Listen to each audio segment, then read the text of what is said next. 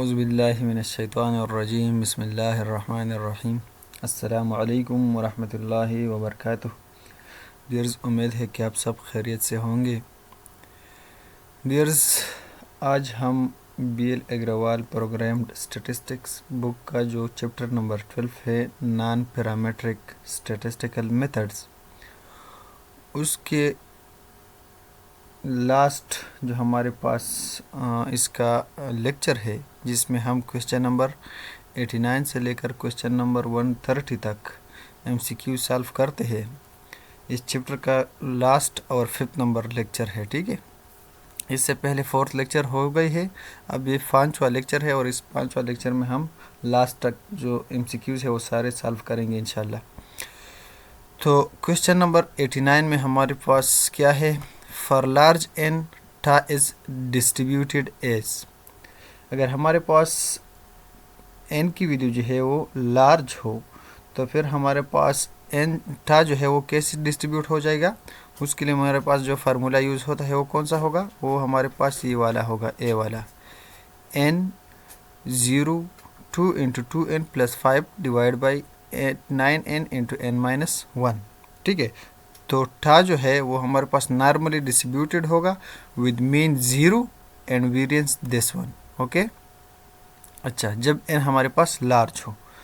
Question number 90,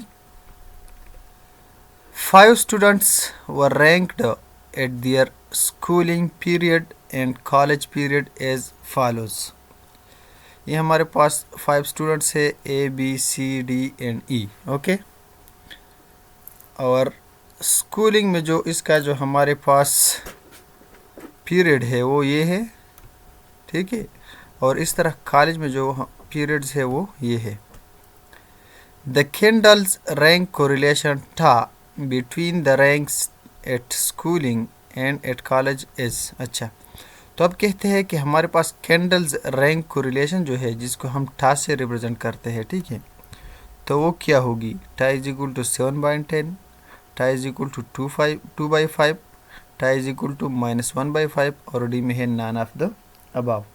तो था की वैल्यू जो है वो हमारे पास 2/5 आएगी, लेकिन था का जो फार्मूला है वो कौन सा है वो मैं आप लोगों से शेयर करना चाहता हूँ। ठीक है, अच्छा डियर्स, तो ये फार्मूला जो है था is equal to S divide by n choose 2, ये हमारे पास यूज़ होता है कैंडल्स रैंक कोरिलेशन था के लिए, और ये बराबर होता है 2S divide by n into n-1 की। ठीक है, S क्या है? तो S हमारे पास सम ऑफ ऑल कोडेड वैल्यूज़ है, यानी हमारे पास जो ये वैल्यूज़ है इसको हम कोड असाइन करते हैं। ये असल में कोडेड है 1 2 3 4 5। ठीक है, मतलब इनको रैंक दी गई है। ठीक है, तो ये इनका सम होगा, और n चूज 2 जो है ये हमारे पास कम्बिनेशन है, तो ये हमारे पास 1 2 3 4 5 है, तो n जो है वो 5 होगा और चूज 2 होगा। ठीक है, तो 5 चूज 2।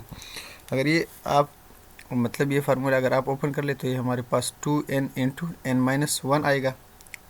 सॉरी, 2n नहीं, ये 2 जो है ये ऊपर हो जाएगा क्योंकि ये हमारे पास नीचे आता है। ठीक है, तो ये ऊपर s के साथ आ जाएगा 2s, और इससे आएगा n इंटू n-1, तो ये इसकी भी बराबर होता है। तो था जो है उसका ये फार्मूला है। ठीक है, क्वेश्चन नंबर 91, इफ था is equal to 2/5 then RS is approximately equal to what?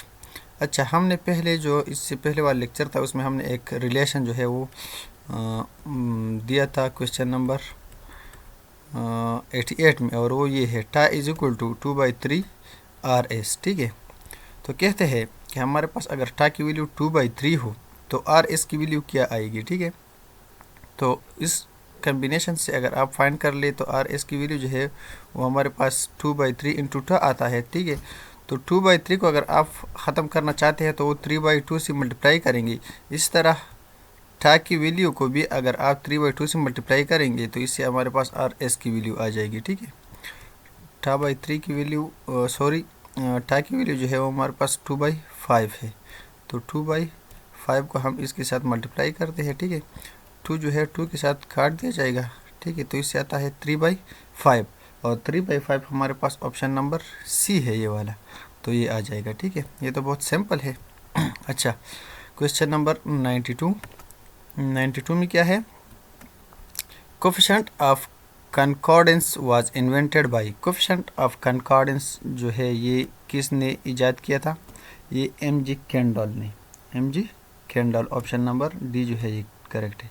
Question number 93, coefficient of concordance is calculated when there are 3 or more sets of ranking। जब 3 या ज़्यादा सेट्स ऑफ रैंकिंग हो तो फिर हम coefficient of concordance जो है वो यूज़ करते हैं, ठीक है। Question number 94, formula for coefficient of concordance W with usual notation is. अच्छा, इसके लिए जो फार्मूला यूज़ होता है वो हमारे पास ये है, W is equal to 12s divide by k square n into n square minus 1, यानी ऑप्शन ए जो है ये करेक्ट है। Question number 95, the value of coefficient of concordance W lies in the range. Coefficient of concordance का की जो value है वो हमारे पास उसकी रेंज जो है वो 0 to 1 है। इससे पहले जो हमने पढ़ा ये रैंक, इसका ये रेंज जो था, सॉरी, ये है coefficient of candles rank correlation था। इसका जो रैंक था वो -1 से +1 तक था और इसका जो रेंज है वो 0 से 1 तक है, ठीक है। Question number 96, if W is equal to 1 can conclude that. अगर W की वैल्यू 1 आती है तो फिर हमारे पास कंक्लूजन क्या होगी? हमारे पास कंक्लूजन जो है ये है, there is perfect concordance between the ranking of various sets. एम है there is no concordance between the ranking of various sets. No concordance तब होगी जब W की वैल्यू 0 हो, ठीक है, और परफेक्ट कंकॉर्डेंस तब होगी जब हमारे पास W की वैल्यू जो है वो 1 हो। Question number 97, the value of W is equal to 0 leads to conclusions that there is no concordance. ये वाला क्वेश्चन, ऑप्शन नंबर ए जो है ये करेक्ट है, ठीक है। Question number 98, the relation between the average rank correlation and coefficient of concordance। the average rank correlation और coefficient of concordance के दरमियान जो हमारे पास रिलेशन है वो क्या है? लीनियर है, क्वाड्रेटिक है, क्यूबिक है या नॉन एग्जिस्टेंट है? तो ये हमारे पास लीनियर कोरिलेशन है, सॉरी रिलेशन है, ठीक है। Question number 99, if there are 3 tied ranks in one group of a set and there are more than one such groups in a set, the correlation factor is equal to what? The correlation coefficient will be equal to this option, option number C, summation T is equal to summation into T square minus T divided by 12। तो ये formula जो है ये correct है, ठीक है। Question number 100, question number 100 में क्या है? ये वाला फार्मूला जो है ऑप्शन बी वाला, इसमें टी में क्यूब है और यहाँ टी पर स्क्वायर है। यहाँ टी पर क्यूब तो है लेकिन टी पर स्क्वायर नहीं है, तो इसलिए ये हमारे पास रॉन्ग है, ठीक है। और ये वाला इसलिए रॉन्ग है क्योंकि ये समेशन अप्लाई किया हुआ है लेकिन सिर्फ यहाँ लगाया है और यहाँ नहीं। अगर यहाँ समेशन लगाया होता तो फिर ये वाला ऑप्शन भी ठीक होता। Question number 100, the formula for coefficient of concordance W after the adjustment for tied ranks is. After the adjustment जो हमारे पास फार्मूला W के लिए यूज़ होता है वो कौन सा यूज़ होता है? वो हमारे पास ऑप्शन नंबर सी वाला जो है ये formula, S divide by 1/12 k square n into n square minus 1 minus k summation T। तो ये फार्मूला जो है ये करेक्ट फार्मूला है।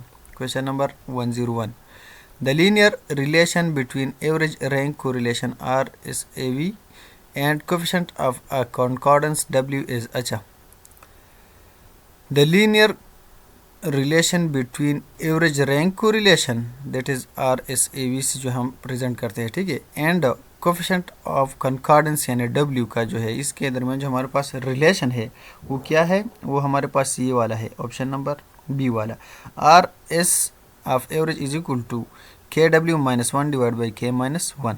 तो ये करेक्ट होगा। Question number 102, the hypothesis that the K into K is greater than 2 sets of rankings of 7 or more individuals are independent can be tested by। अच्छा, तो ये किस टेस्ट के थ्रू जो है ये टेस्ट होता है? Chi square test, T test, G test या एफ टेस्ट। तो ये काई स्क्वायर टेस्ट के थ्रू जो है ये टेस्ट होते हैं, ठीक है। ज़्यादातर जो हमारे पास टेस्ट है नॉन पैरामीट्रिक को काई स्क्वायर टेस्ट के थ्रू होते हैं mostly. Question number 103, chi-square statistic for testing the significance of coefficient of concordance W with usual notations is। अच्छा, chi-square statistic for testing a significance of coefficient of concordance W with usual notations. Okay, वो कौन सा है? वो हमारे पास option number M है, का square is equal to 12s divide by K N into N plus 1, ये करेक्ट है। और ऑप्शन बी में है, का square is equal to K into N minus 1 into W, तो ये भी करेक्ट है। ठीक है, अगर आप W की फार्मूला जो है वो यहाँ लगा ले तो ये बनता है इससे, इस फार्मूले से। ठीक है, तो इसलिए हमारे पास ऑप्शन नंबर सी जो है ये both A and B are the correct options. Okay, question number 104, the statistic chi square for testing the significance of W based on n rankings awarded by k judges has degrees of freedom equal to what? इसकी degree of freedom जो है वो n-1 के बराबर होती है, क्योंकि हमारे पास ऑब्जर्वेशन जो है वो n है। ठीक है, question number 105, in an extempore debate all the speakers were awarded the same ranks by 3 judges. In this situation the value of coefficient of concordance W is equal to, अच्छा, let's suppose all the speakers were awarded the same ranks, जितने भी speakers हैं उन्होंने same ranks लगाए हैं। ठीक है, ranks एक हो, दो हो, तीन हो, मतलब एक चीज़ को सारे जितने जजमेंट या जज बैठे हैं वो सब ने जो है एक परफॉर्मर को एक जो हमारे पास कोई बंदा जो कोई गेम खेल रहा हो या कोई और कर रहा हो, ठीक है, तो उसको सेम रैंक्स दी है। मतलब सब कहते हैं कि ये फर्स्ट पोजीशन पर होना चाहिए या सेकंड पोजीशन पर होना चाहिए, थर्ड पोजीशन पर होना चाहिए। अगर ये ऐसा हो तो फिर हमारे पास कोएफिशिएंट ऑफ कंकॉर्डेंस यानी W की वैल्यू जो है वो क्या होना चाहिए? तो वो 1 आएगी।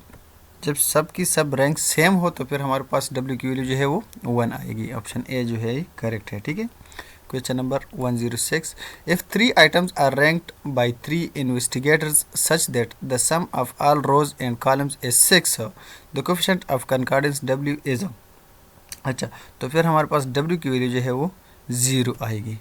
Question number 107, the null hypothesis under Brown and Mood's test is, Brown और मोड्स टेस्ट के मातहत जो हमारे पास नल हाइपोथेसिस की वैल्यू है वो किस की बराबर होगी? H0 alpha is equal to alpha not, H0 beta is equal to beta not, H0 alpha is equal to alpha not and beta is equal to beta not. तो ये हमारे पास ऑप्शन सी जो है ये करेक्ट है। Alpha is equal to alpha naught और beta is equal to beta not. तो इसमें दोनों अल्फ़ा और बीटा को हम चेक करते हैं ब्राउन और मोड्स टेस्ट में। ठीक है, question number 108, Brown and Mott's test provides a decision about the intercept along, slope along, intercept and slope simultaneously, none of the above। तो ये जो है हमारे पास करेक्ट ऑप्शन है, जिसके मैंने पहले बताया कि alpha is equal to alpha naught और beta is equal to beta naught है ना, हम इन दोनों को चेक करते हैं। तो इसमें सिमल्टेनियसली हम इंटरसेप्ट और स्लोप दोनों यूज़ जो है वो चेक करते हैं। ठीक है, तो ऑप्शन सी जो है ये करेक्ट हो गया। क्वेश्चन नंबर हमारे पास क्वेश्चन नंबर 109 में है, formula for chi square statistic under Brown and Mood's test with usual notation is, अच्छा, काई स्क्वायर के लिए हमारे पास यहाँ कौन सा फार्मूला यूज़ होता है? ऑप्शन डी वाला, chi square is equal to 8/n n2 n1 minus n/4 whole square plus n2 minus n/4 whole square, ये वाला फार्मूला यूज़ होता है। ठीक है, क्वेश्चन नंबर 110 यानी 110, Degrees of freedom for the chi-square statistic for Brown and Mott's test for regression parameters is, अच्छा, degrees of freedom जो है वो हमारे पास कौन सा होना चाहिए? 2। Question number 111, Brown and Mood's test involves the estimated value of what? The intercept alpha and slope beta, sorry, ये दोनों जो है ये करेक्ट है। ठीक है, Brown and Mood test involve the estimated value of the intercept alpha, the slope beta, the intercept alpha and slope beta, और D में है none of the above। तो ये ठीक है, none of the above, इनमें हमारे पास अल्फा और बीटा की जो एस्टिमेटेड वैल्यू है वो इन्वॉल्व नहीं होते। ठीक है, question number 112, the parameter of a simple regression line y is equal to alpha plus beta x of which the significance can be tested by Mood's test is, अच्छा, question number 112 में correct option जो है वो है B, यानी the slope. The parameter of a simple linear regression y is equal to alpha plus beta x of which the significance can be tested by Mood test is the slope beta. Question number 113, Mood's test for testing the significance of simple regression coefficient is based on what? Is based on chi-square statistic, option A is correct. Question number 114, Thiel's test is meant for testing the null hypothesis. Option number D जो है वो correct है, क्योंकि option A, B और सी तीनों इसमें सही है। ठीक है, इनको आप खुद देख लें, इस पर टाइम वेस्ट नहीं करना चाहते क्योंकि वीडियो जो है वो बहुत लंबी हो जाएगी, फिर MCQ ज़्यादा है। Thiel's test for a hypothesis about regression coefficient of a simple linear regression equation is based on what? Is based on Kendall's T statistic. Option C is correct option. Question number 116. Formula for Kendall's partial correlation coefficient था YZX is. इसके लिए जो हमारे पास formula use होता है वो option B वाला जो है करेक्ट ऑप्शन है। ठीक है, question number 117। In parametric statistic usually the confidence interval is found out for what? Is found out for population median, यानी option A is correct option. Question number 118।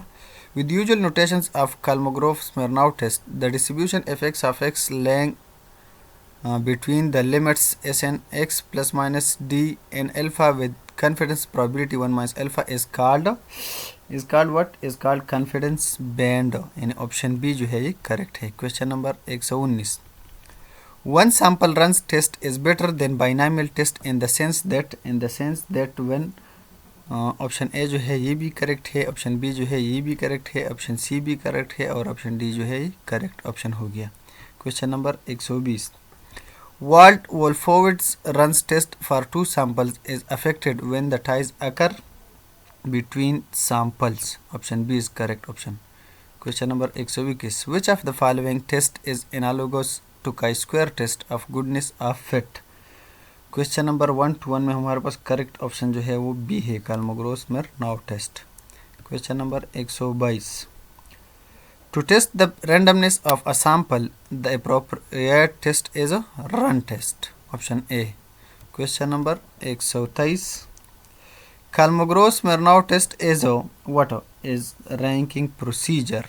Sorry, Kolmogorov-Smirnov test is a one sample t test.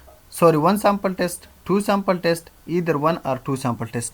तो ये हमारे पास either one or two sample test है, ये one sample test भी है और two sample test भी है। ठीक है, question number 124। Kroskal-Wallis test is differs from that of Friedman test in respect of what? In respect of ranking procedure. Option B is correct option. Question number 125। In Wilcoxon matched pairs signed rank test for testing the significance of median.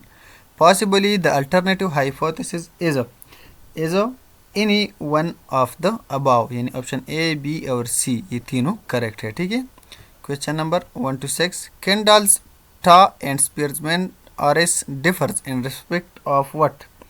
In respect of option A में है their approach towards unity, B में है numerical values for the same set of data, C में है the unbiasedness of estimates और D में है all the above. तो डी जो है ये करेक्ट है। ठीक है, ऑप्शन तीनों ऑप्शन जो है ये करेक्ट ऑप्शन है। Question number 127। Kendall's TA and coefficient of concordance W have one thing in common, that is what? That is the inventor of both is same, यानी Kendall's TA और coefficient of concordance W जो है ये दोनों जो है एक inventor ने इन्वेंट किए थे। ठीक है, ऑप्शन बी जो है ये करेक्ट है। Question number 128। Page test and Friedman test and two-way analysis differ in respect of what? In respect of all of the above, यानी ये तीनों ऑप्शन जो है ये करेक्ट है, इसलिए हमारे पास ऑप्शन डी जो है करेक्ट हुआ। Question number 129। Cochrane's procedure of analysis of data is a generalization of the technique propounded by whom? By many more. Option C is correct option. Question number 130 and last question of this chapter. Brown and Moore's method of fitting a regression line is a graphical method. It is a graphical method. Okay, dears, उम्मीद है कि इससे कुछ सीखा होगा आप लोगों ने, और इंशाल्लाह जो नेक्स्ट चैप्टर है, चैप्टर नंबर 13 जो रिग्रेशन और कोरिलेशन का चैप्टर है वो भी बहुत इंपॉर्टेंट है। इंशाल्लाह नेक्स्ट वीडियो जो है उस पर बनेगी, कल तक इंशाल्लाह वो भी अपलोड हो जाएगी। तब तक के लिए अस्सलाम वालेकुम व रहमतुल्लाहि व बरकातहू।